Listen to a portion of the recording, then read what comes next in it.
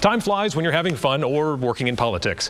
In a matter of weeks, Senator Maggie Hassan will mark 3 years on Capitol Hill. She's been an active senator, but still has a lot on her to-do list and is here on Close Up this morning to discuss. Senator, thanks for joining us. Thanks for having me. So you recently made a trip to Afghanistan where a lasting peace has been elusive. What needs to be in place, in your opinion, as a senator, before U.S. troops can come home?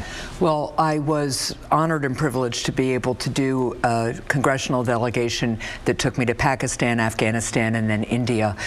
In Afghanistan, I had the honor of meeting with our servicemen and women, as well as members of our diplomatic corps. And just first of all, I am incredibly grateful to all of our brave members of the military who are putting their lives on the line for us each and every day. I'm grateful to their families for supporting them in the effort. And I'm grateful to our diplomats, too, because they do a lot of the hard work alongside our military to try to provide stability and also keep us safe.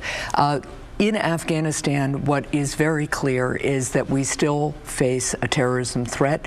There is an affiliate of ISIS called ISIS-K that is gaining some traction, or trying to at least, and has designs on doing us harm. So it's absolutely essential that we have a strategy in Afghanistan that really helps our counterterrorism effort. What I was able to see while I was there at Camp Moorhead and Camp Vance was the efforts we're making to train up the Afghan military, their special forces, their commandos, so that they can really be on the front lines of this fight. We really should be in a training and supportive role. And again, our goal there needs to be keeping our focus on counterterrorism. When we think of Afghanistan, oftentimes we think the Taliban, some Al-Qaeda, but now with ISIS-K, are they in competition with those other terrorist groups, or are they acting in concert? Well, it's always a little bit hard to tell, but obviously we have seen in the past that the Taliban has sometimes harbored Al-Qaeda leaders, and there are indications that that continues. One of my jobs in Pakistan was also to push the Pakistani government. We met with the president, we met with the military chief of staff, we met with their intelligence folks to really push them to be much more effective allies or partners in the fight against terrorism. They don't, right now, they tend to tell us or provide us information after an attack or an event happens. We need them to really share information in a much more effective way. We need them to stop harboring Taliban in Pakistan, and that was one of the things I wanted to focus on there. We also met with the government leaders in Afghanistan when we were there, President Ghani and the chief executive Abdullah, and really focused on our interest in them living with whatever the outcome of the elections is, but also, again, pushing them to take leadership in this fight against terrorism. A big point of emphasis for you and others has been the advancement of rights and opportunities for women and girls in Afghanistan. What happens if we pull back there, as is inevitable at some point, and the Taliban takes over again for those people? Well, one of the most significant and moving meetings that I had when I was in Afghanistan was with a group of women leaders, including now women elected leaders in Afghanistan, who actually participated in the Doha talks with the Taliban. And they were very clear that they had been very direct with Taliban leaders, and that they believe that women will be undermined and will be pulled backwards if the Taliban takes control of Afghanistan again. That the Taliban leaders were very clear that they did not expect to treat women as full and equal participants in Afghan society if they took power. President Trump's foreign policy is front and center right now in terms of the impeachment inquiry in the House. What's your perspective on that? I know obviously there's a chance that you're going to end up essentially as a juror in the case, so you can't say too much perhaps, but in terms of what the House is doing, a lot of Republicans say Democrats are just trying to reverse the results of the 2016 election. Well, look, my job is to make sure that I hear all the information and make sure that whatever action I take is consistent with my oath of office, which among other things is to support and defend the Constitution of the United States against all enemies, foreign or domestic. And I will also take an oath, if the House decides to impeach, to be a fair and impartial trier of fact. before any Senate process begins. What I'm really glad about is that we now are seeing testimony out in public, and I think it's incumbent on all Granite Staters, all Americans, to follow this, follow the testimony, read the transcripts if you can't watch it, get a sense of what the facts are. And the facts that concern me the most at this point in time are, one, that the president has called in public on the leader of Ukraine and China to target his political opponents. But secondly, the facts reveal that the president of the United States was willing to compromise our national security interests and those of Ukraine in exchange for his own personal and political benefit. That has national security implications to me. That sends a signal to other leaders around the world. And that concerns me the most, because we know that a free and independent Ukraine is critical to countering Russian aggression in that region. We know that that's important to our own national security interests. And so that's what concerns me the most. I want to get all the facts, and I think that it's very important that the House has taken this step to bring this process out in open now so all Americans can hear this testimony for themselves. It is a political process nonetheless. If the House does bring this to the Senate, do you trust that Majority Leader McConnell will have a fair process in place to hear the case? Well, what we know from past processes is that there has been negotiations between the majority and the minority leader to come up with a fair process. I believe in the Clinton process, there was actually a vote by the Senate on what the rules of the process should be, and I believe that that first vote was 100 to nothing in favor of the process.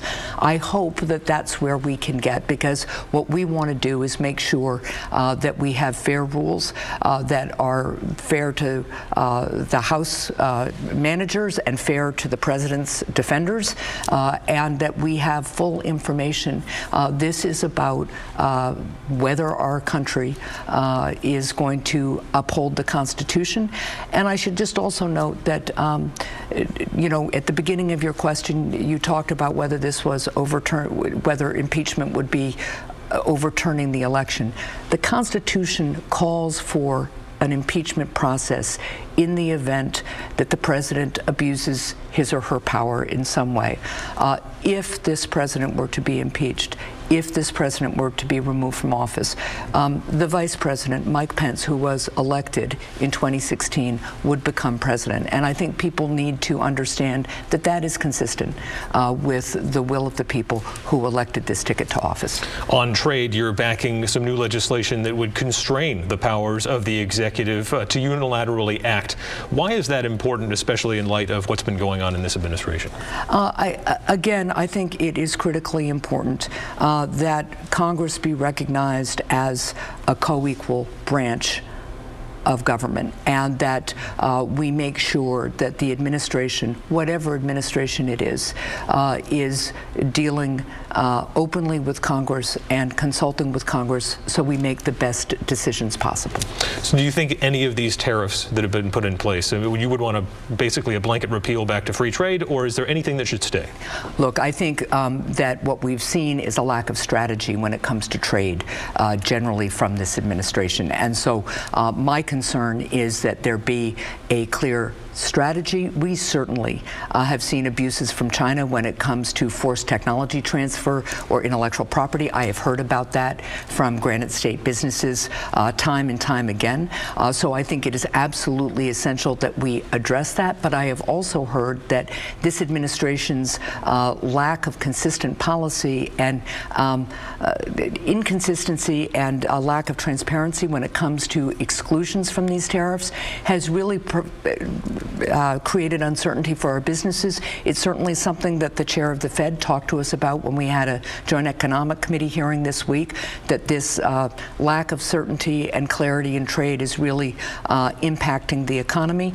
And again, I think that this administration not only has had a lack of strategy, but it has used the national security clause in our trade statutes inappropriately. And I think that we need, again, to get back to a clear and consistent strategic trade policy. International trade done right really helps and supports businesses. It would help New Hampshire businesses find more markets, help them grow and create jobs, but it has to be done right. And trade agreements generally have to have enforcement provisions that protect our labor and environmental standards. You mentioned China and intellectual property. Ransomware is obviously a big problem, and that's something the Senate's been working on, particularly in your committees. It seems like there are a lot of these companies now that are saying, well, it's actually just cheaper to pay rather than rework their entire cybersecurity aspect of what they're doing in business. How do you fix that?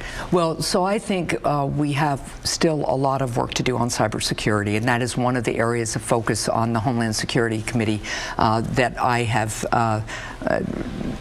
really honed in on. I think it's important for all Americans to understand how dangerous cyber attacks, whether they are just attacks to infiltrate and extract information, or whether they are things like ransomware attacks, how dangerous they are. They can impact the operations of hospitals, of jails, of municipalities, or of businesses. So one of the things that I've been working on, whether it's asking the nominee to be the new head of FEMA, or whether it's bipartisan legislation with Senator Cornyn, for instance, I've been working on how we make sure the federal government gets information and tools and resources to our state and local partners. We just had a ransomware attack, for instance, this summer in Stratford County. Good news is they had the training to detect the email that was the first step of the attack. They also had a contingency plan, so they were able to operate dispatch and the jail with pen and paper while they got their computer systems back up and running. But not all communities have that, and the thing about cybersecurity is we're really only as strong as our weakest link, whether it's a private vendor in a supply chain or whether it's state or municipal government. So I think it's incumbent upon the federal government to make sure that they are sharing expertise and resources so that we can have a full government approach to defending our cyber resources and our national security.